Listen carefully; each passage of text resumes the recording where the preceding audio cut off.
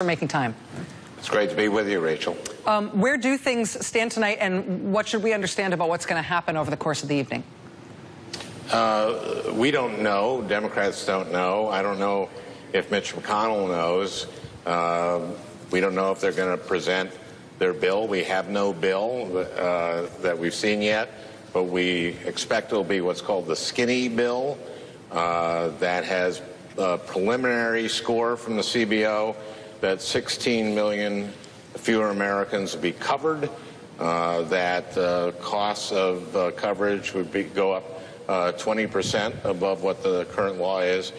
Every plan that the Republicans have come up with have millions and millions and millions of Americans not covered, losing coverage, and costs more. This is exactly the opposite of what Donald Trump promised during the campaign, what Republicans promised they would do.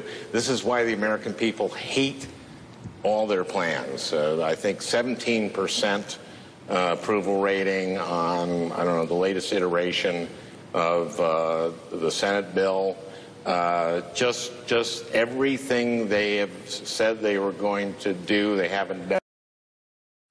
Every version they've come up with is terrible. And we're here to defeat it. Senator, as you just said, there is no bill.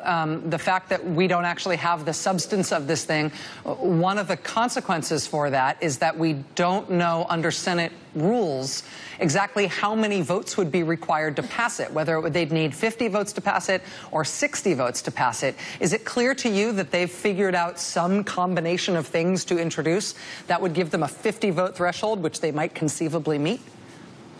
I think they may be running elements of the bill past the parliamentarian.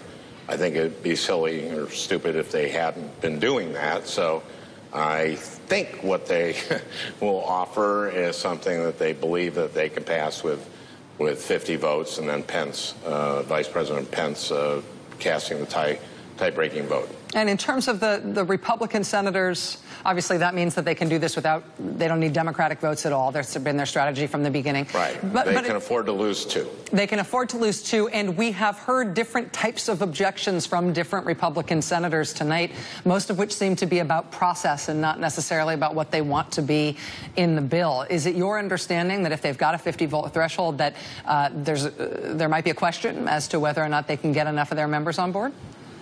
Oh, absolutely. I don't think he does have 50 votes. I think if he did have 50 votes, he would have presented this bill. What do you think has been determinative in terms of the difficulty the Republicans have had here? On paper, since they only need their own members, we would have expected them to be able to pass this or some other version of this a long time ago. They had a hard time doing that in the House. They have a hard time doing that in the Senate. Obviously, you're very much against the bill.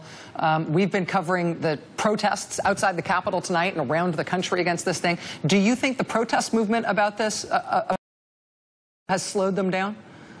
Yes, I think the fact that Americans hate this bill.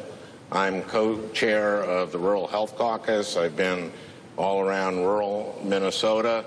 A lot of Trump voters hate this. I mean, obviously, if you have 17% approval for this, Trump's approval ratings are in the mid to high 30s. That means most of Trump supporters hate this bill because they know it means that they may very well lose their coverage, and if to keep their coverage, it'll cost them a lot more money.